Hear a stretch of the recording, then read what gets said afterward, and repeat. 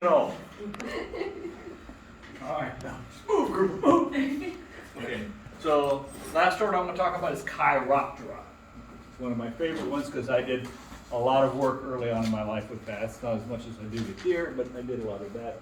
If anyone of you know Dr. Bushhouse, she's just kind of into bats, just a little bit. So, okay, so distribution, where are they found? Pretty much everywhere except Antarctica. Yeah, so that's, once again, what people don't realize about bats is there are a lot of them, okay? So where you don't find them is they don't like the extreme cold. So you don't find them so while you do find them in the Nearctic and the Palearctic, they're not up in the Arctic Circle. Okay. Some things about them.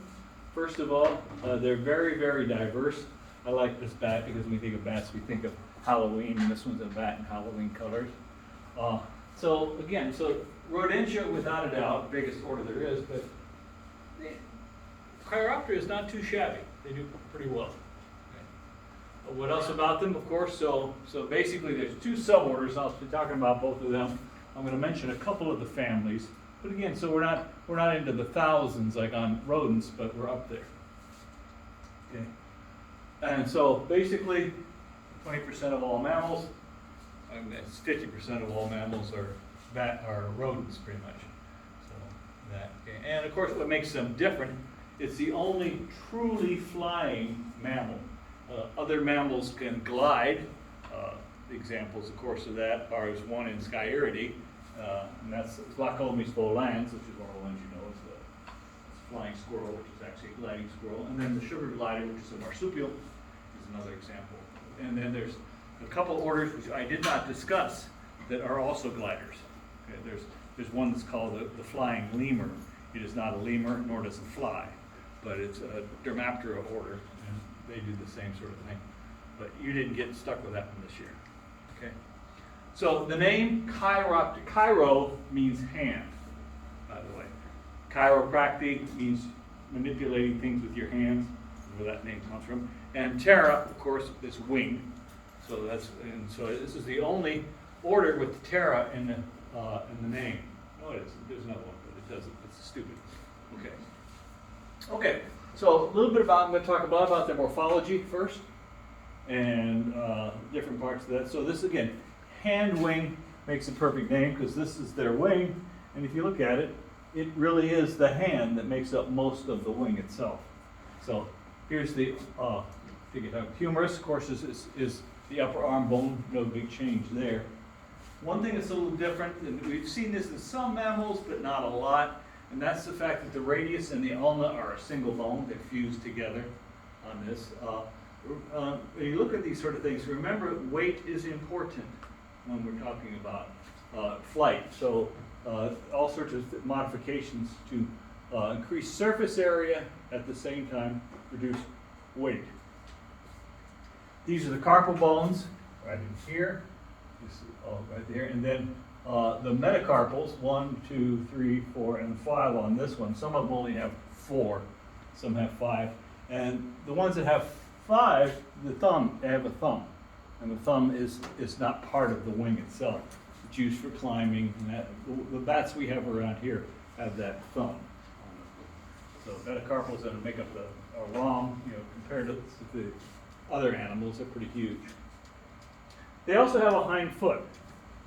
Okay, so this is the femur, tibia and fibula are together. You have tarsals, metatarsals, and then notice this point at the end here. Okay, that's called the calcar. Okay, so it's the same thing as on you as your heel bone. Whatever we're calling it these days, I can't remember the name I gave it for heel bone in here, but it's called calcar on them, and it's this long sharp. It's not sharp. It is very pointy, I guess, and it's inside the membrane itself here, and that calcar is kind of important for us in this region here. If you look at that calcar, okay, so this is what most calcars look like. They're just that long point that comes out. You can't get in there. Underneath skin, and if you feel them, and they're just nice and pointy. It's called not keeled. this calcar here has a kind of a keel, like a keel on a boat that comes off of it, faces back posteriorly. And so the reason why I mention this is extremely important. It's a chance for telling a couple different bats apart, whether or not the calcar is keeled. Yeah.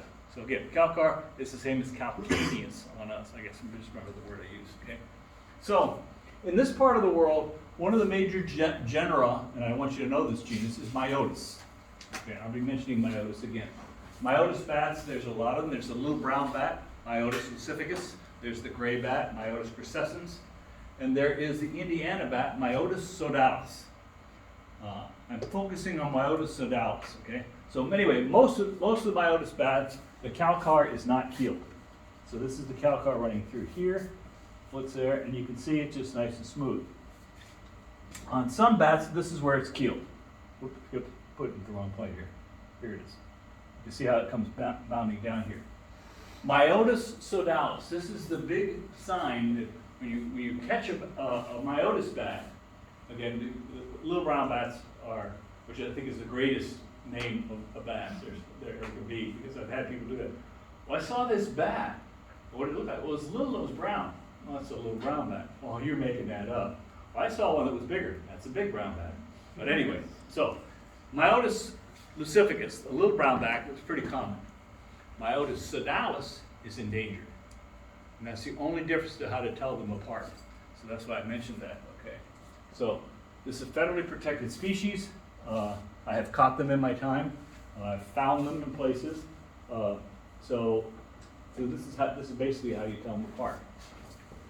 The calcar isn't the only keeled part of some bats. Okay. All bats have another keel, and that keel is on their sternum. Okay. So the sternal bone itself is raised up. Okay.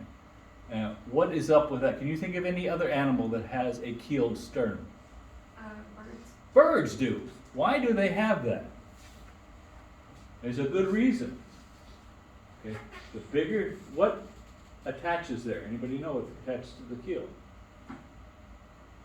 Pectoralis muscles. Okay. So in other words, this is a beautiful example of convergent evolution. Two animals that fly, they need to be able to produce a high downstroke. That's done by the pectoralis muscles. And so again, even though they're completely unrelated to each other, because they do have the same behavior, this is convergent evolution taking place here. Larger flight muscles. Okay. So those are the bones. We'll talk about that. Now let's look at the skin. Okay, so the wings are primarily a membrane, which increases the surface area with very little increase of weight. This stuff is very, very thin. Okay. The name of the membranes on the wings are the wing membrane is called patagia. Okay. So and you'll hear that term. In fact, in birds, they also have a little bit of a membrane. It's called a patagia. And whenever you put a tag on a bird or a bat, that's called a patagial tag. They put around the wings. Okay, so there's a couple different areas on the wing we want to know about here. The first area is in the area that is in front of the humerus and radius and ulna. This is called the propatagium. So the pro part of the wing. The big area behind the radius and ulna is called the plagiopatagium. And then the part that's in the hand, chiro, is the chiropatagium. Then, as in the wing, there's one more patagium, okay, and that's between the foot and the tail, and it's called the uropatagium. So, 4 different patagiums there. So that's the same picture as four, only showing not the bones, but the different layers of this. Okay, these are the ears. Okay, an ear in Latin is pinna. Okay, so you remember we talked about the pinnipeds, what type of seal? They were the eared seals. So whenever you say pinna, that means ear. So this is the pinna right here, and you can see there's a couple different parts to it. There's the ear itself, okay, and then there's this little thing that sticks up in the middle. This is called the tragus. And the tragus is basically, has a lot to do with echolocation. What it does is it basically bounces, it causes a different bounce in the sounds, allows these things to better distinguish where things are coming from. Also, this is another important deal for identifying myotis bats. Okay. Another important myotis bat in this area is called the Keen's bat, K-E-E-N-S, Keen's bat. It does not have a keeled calcar, so it's just another one of the myotis. However, the tragus and ear are so long that if you push them over its face, they completely cover the face. So that's the next thing. So very sure you look for the keeled calcar. If it's not keeled, then you push the tragus down. If the tragus goes over the end of the nose, that's a Keen's. Keen's are threatened. They're not endangered, but they're threatened. A lot of bats are getting threatened these days. Okay. How do bats feed? Well, it depends. Okay, there's lots of different feeding styles, and depending on what bat we're talking about here. Many bats are not, okay, I'll talk about the different regions, but they are nectivorous. Okay. In fact, there are a lot of flowers, moonflowers and whatnot, that only bloom, that they open their blooms at night to accommodate night pollinators like moths and bats. So that's basically what this picture is. This was feeding on nectar. Some are frugivorous. We used that word before. This is an example of frugivorous bat. This is, so in these two pictures here, this is from one suborder. This is from another suborder. I'll be talking about the two different suborders altogether. Notice that bat looks weird. It doesn't look like a bat, does it? It looks like a what? What animal does that look like to you? Fox. It looks like a fox. Okay. Some are sanguiniferous. Blood. They feed on blood. We will talk about them a little more. Okay. And this is Desmondus rotundus right here. They're pretty cool, really, when you think about it. Okay. Some are carnivorous, which there's a fishing bat. This one's eating a frog. So they can eat all sorts of things. There are some that eat birds. So anything like that, okay? And then there's the insectivorous ones. And these, most of the bats in the Nearctic region, in fact, all of the bats here in Tennessee are insectivorous. So that's their big claim to fame. They feed on insects. Okay. And so if you think about that, if you feed on insects, you don't have a 24/7 food source. There are months when insects are not out. And if you are completely insectivorous, that's why these bats either migrate or hibernate or do both, because they've got to shut down when their food resources are low. Right now, they're doing pretty good. Well, they're coming back around. Imagine they're hammering these crane flies we're seeing everywhere. It's a big year for crane flies. How they navigate, okay, this is a lot of stuff we know already. They use a type of sonar. Okay, sonar is sound bounced. Okay, I shouldn't call it, it's air vibrations. It's usually sound. When we say sound, that's something we can hear. You really can't hear bats unless there's certain pieces of equipment that are echolocators. They're called bat detectors. What they do is they can register ultrasound, which is what these guys use. They're such high-pitched sound, high-frequency sounds that we can't hear them. Our ears don't register for them. And then what they do is they take that sound and then drop it down frequencies into the hearing range. So what you're hearing is not the sound that it makes, but with the detector, what it does is it keeps the same pattern that the bat had used originally, but puts it into an audible range. And so not all bats have the same pattern, so you can use this to detect what species is flying over a certain area by just calling, which is a lot easier than having to catch them in a net and look at them. So they use sonar, okay? And so it does, it helps them locate what the objects are, distance, size, all these different things. So it's no different than sonar, which is used by whales, sonar which is used by the Navy. It's the same sort of thing. Okay, so what they're doing is they're pinging. That's called. They put out a sound, and that sound comes back, and how it depends on how it's changed. They process all of that in their little head within milliseconds. Okay, so this is also used by the odontocetes. Remember that group? I talked about them a little before. We'll be seeing them soon. They're one of the artiodactylans, or cetartiodactyl, I should say. Those are the toothed whales. So toothed whales use the same sort of thing. And again, I talked about how they can actually use it to stun and kill their prey as well. If you remember back like 10 years ago when this class first started, I did a lot of talk on mammalian reproduction, and I said that there's some animals that have different patterns. And usually it was bats. I talked about that. Okay. So again, their reproductive patterns is going to vary with species. Okay. Most of them have the usual pattern, and that's where they ovulate, and then they fertilize at basically the same time. So that's, again, that's pretty much, humans are like that. Most of the animals we talked about have just basically ovulation followed quickly by fertilization. Okay. Some of these have delayed fertilization. Again, the female mates, sperm stays alive, and then she is fertilized later, where she ovulates later and fertilizes later. Again, we're dealing with animals that you have to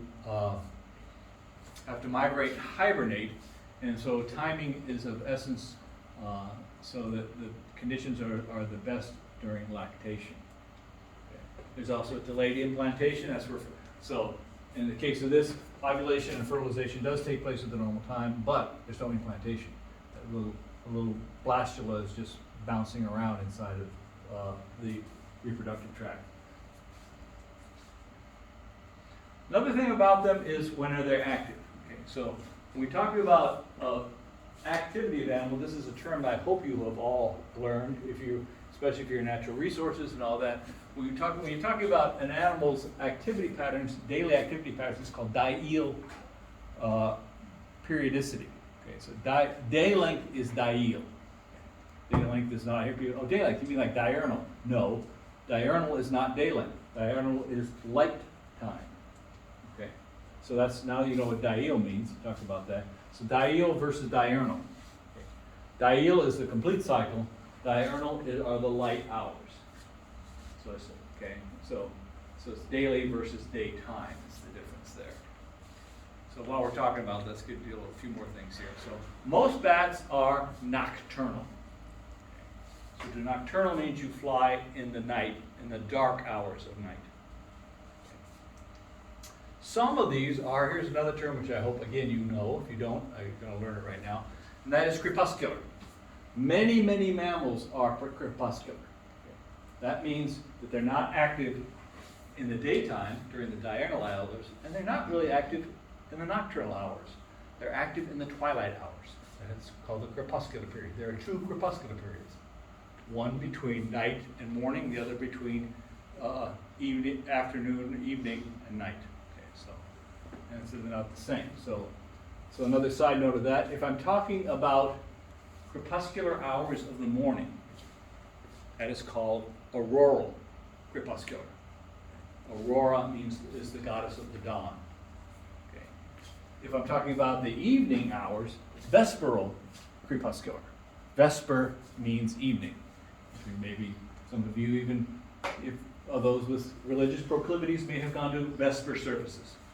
Those are ones in the evening.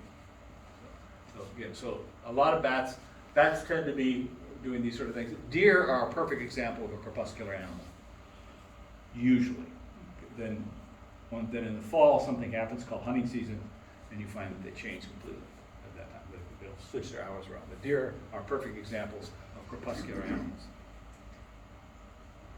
Okay. So with that, let's talk about the taxonomic groups of bats. Okay, and these are the things you're going to need to have to know that you'll see again sometime in the near future, like on the final. Okay, so there are two suborders I mentioned, and these names have changed since I made this, but we're not changing them because it's so damn easy to remember. Okay, so one suborder is Mega Chiroptera, the big bats. Okay. And their proper name is the Old World fruit bats. You can see they're Palearctic, or Afrotropical, Indo-Malay, primarily Australasian. Okay, are the three places where you tend to find these. Some of the other names for that, again, flying foxes, because they look like others. Again, this is convergent evolution. They're not at all related. Chiroptera and carnivora are very far apart from each other. They just happen to look this way. So flying foxes are also known as fruit bats, and of course megabat. We work too on that. That's one right there. And they're big. Okay. There is only one family in this group, which is, I like the name of the family. So the order is Chiroptera, hand wing. The family name is Pteropodidae, wing foot. So kind of wing is in there all the time here. And this is one flying again. It truly has that fox look about them. Okay. They're really, so these guys tend to be diurnal, okay, which makes them a little bit different. They don't, some can echolocate, but again, there's, one of the big changes is people realize, I mean, it's kind of obvious, how the megabats and the microbats, that's the other name of the other group, Microchiroptera, are very, very different from each other. So that's why a lot of this taxonomy has changed now to account for that. So some may echolocate, but if they do, that's a completely weird trait for them. Most of them, they got these great big eyes, they see very well. Okay. Needless to say, they are much larger than the bats we think about here. This is the largest of these bats. That's the golden crowned flying fox. And so it's basically, its wingspan is almost the length of my arms. You know, that's a big bat. Like that. And all of these guys are frugivorous. In some of the islands, for example, in the Philippines, there are certain species of fig trees that will not germinate unless the fruit is eaten and the seed is swallowed by a megabat. Okay, other animals doesn't work. Has to be a megabat. This type of that. One of my guys I went to college with studied them in the Philippines. Okay, the other group then, the ones we know and love. This, by the way, this is a big brown bat. This is what they kind of look like. And of course, this is echolocating. That's what it's doing in this picture here. Great shot. I didn't take it. Suborder Microchiroptera. Okay, and so they get known as the megabats. Usually, when people talk to them, they just call them the bats. This is what we normally think of. We don't think of the ones that we don't tend to think of Megachiroptera all that often. This again, so while there was only one family of megabats, there's 17 families. This is where all of the diversity is in the order of Chiroptera. Okay. Every single last one of them uses echolocation. So that makes a lot of difference here. None of them are diurnal. How do they feed? Everything I mentioned before, this group doesn't. There are some of these that are also frugivorous. Yeah, they eat fruit. Okay, so but they'll do everything, every food type method we talked about. There's a representative in this group that'll do that. This is the biggest one. This is the hairless bat. So 160 grams. So that's big, but it's not. Yeah, they dwarf in size compared to the Megachiropterans. And then the littlest of all, this is called the hog-nosed hog-nosed bat, or it's often referred to as the bumblebee bat, and that's only down 2 grams. So if you've ever felt how much a gram weighs, it's not much to it. So. The families here you need to know. There's several families I want you to know of, because especially the ones. There's one family here particularly you need to know, and that's this family here, Vespertilionidae. And as a term, they're called the evening bats. That's why Vespertilionidae is, which is kind of dumb because they're all pretty much evening bats. Plus that, there is a bat known as Lasiodictybus noctivagans is known as the evening bat. So it's kind of confusing. So it's the evening bat family. So we keep that separated here. This is, anybody know what the name of this bat is? What would you call that bat? It's not a little brown bat. It's not a big brown bat. A little red bat? That's just red bat. Oh. Just red. Yeah. There isn't. Yeah. There's only one red bat, so it gets red bat. So, okay. So evening bats. Again, Vesper is in the name, so it helps you remember that. Okay. These guys are found everywhere in the world, pretty much. So we have yet another cosmopolitan group. Okay. And they are, again, in where we're at, they're the big, this is the big family. Not the only family, but the big family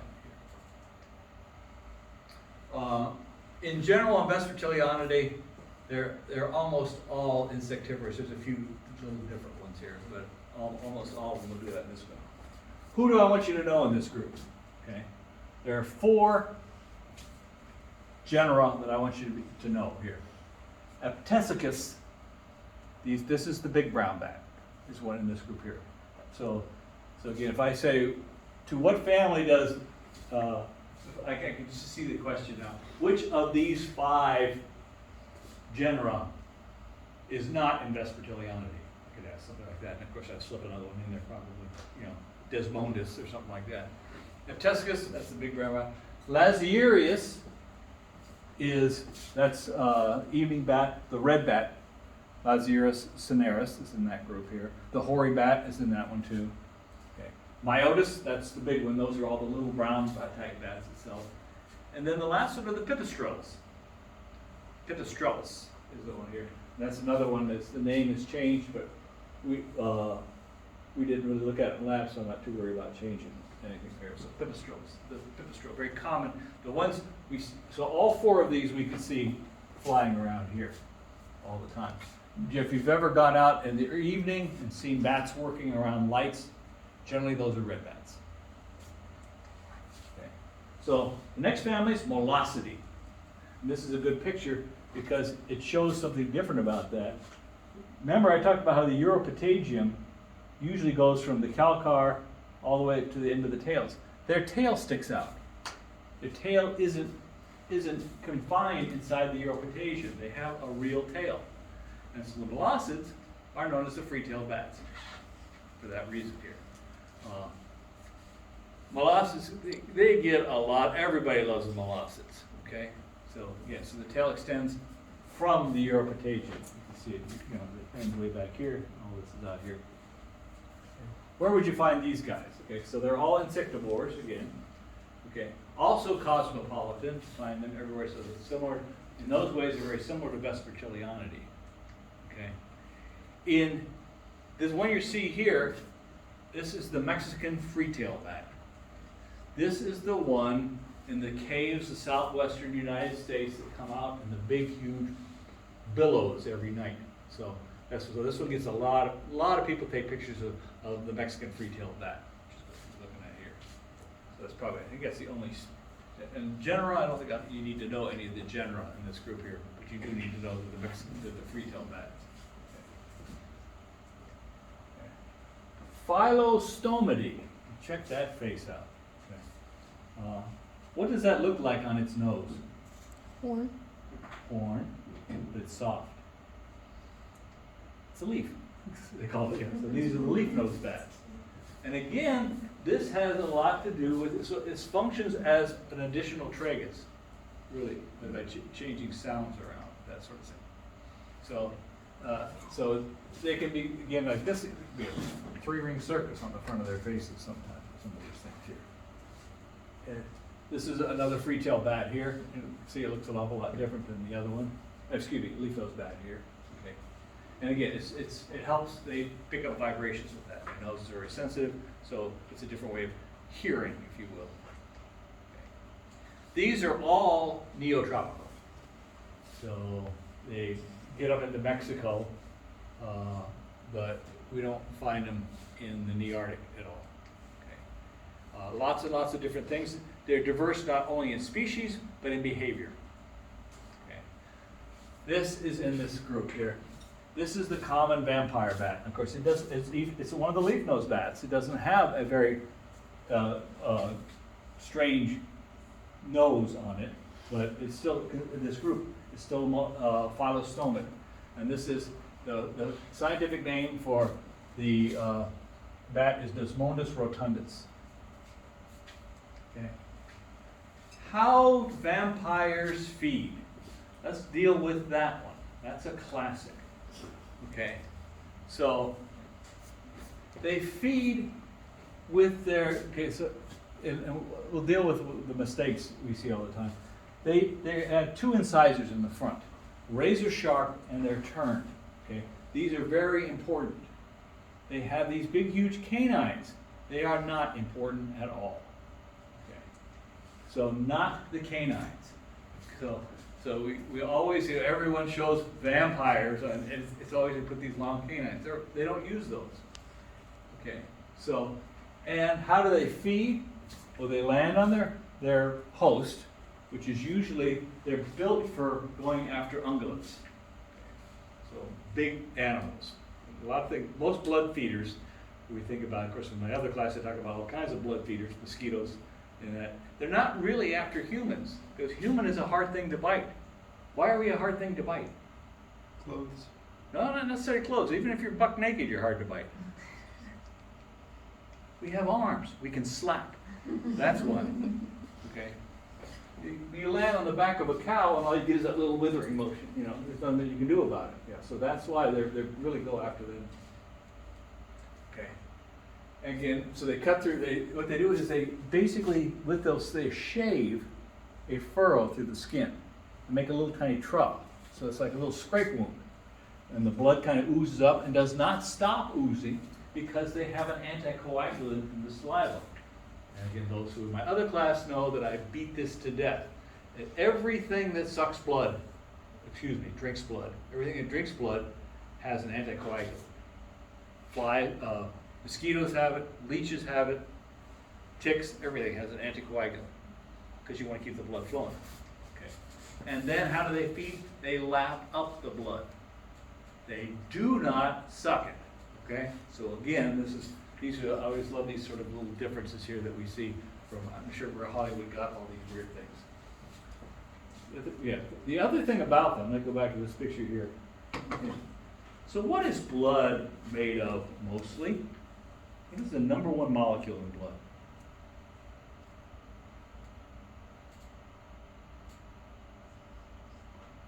What is the number one molecule in your body?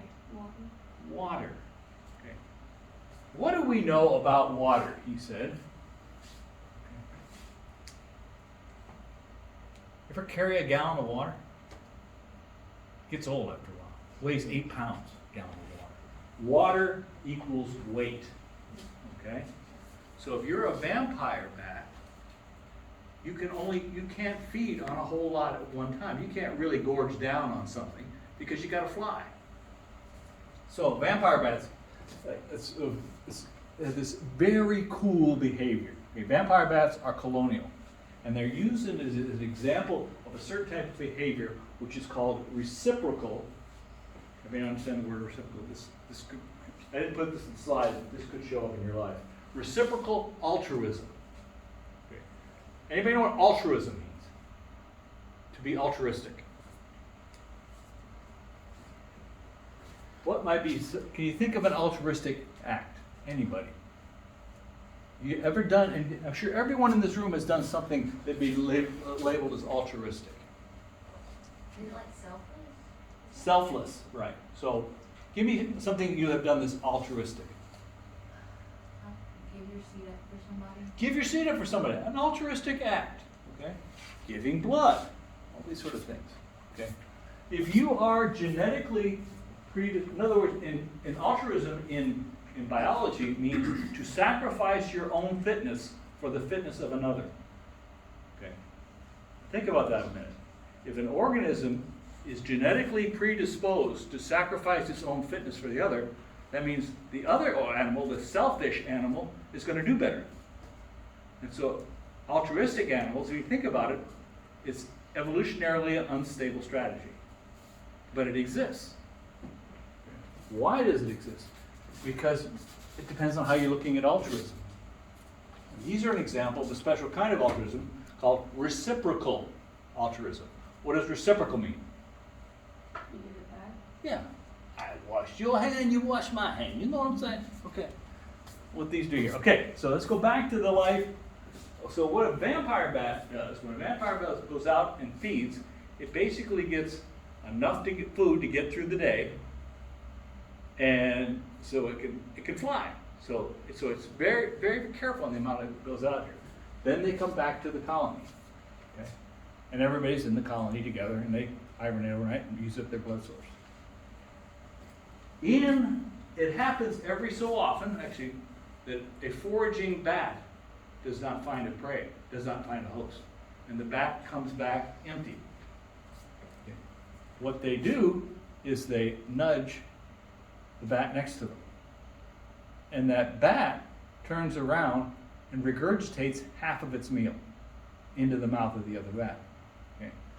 Both of those bats are going to have a rough night, okay, but they're going to survive. Okay, so neither one has enough food, but they're going to survive and hopefully they'll get better the next night. So if you're the bat and you get nudged, what would be the smarter thing to do? Get away, get out of here, okay? That doesn't happen. The reason is, if that happens, everyone remembers that bat. And that bat, then that's reciprocal altruism. Okay. You do it, you're altruistic now because later on I may need the same sort of help. If you think about that, a lot of things that we do we think are purely altruistic are not. They're reciprocal altruistic. I'm going to go give blood because I want there to know that there's blood out there when I need it. So a lot of things we do or what we think of as altruistic are not. Giving up your seat, that probably truly is altruistic. And again, of course, it's not much of a thing on our fitness. But when I do it, of course, it looks cute to my wife. She thinks, oh, he's so sweet.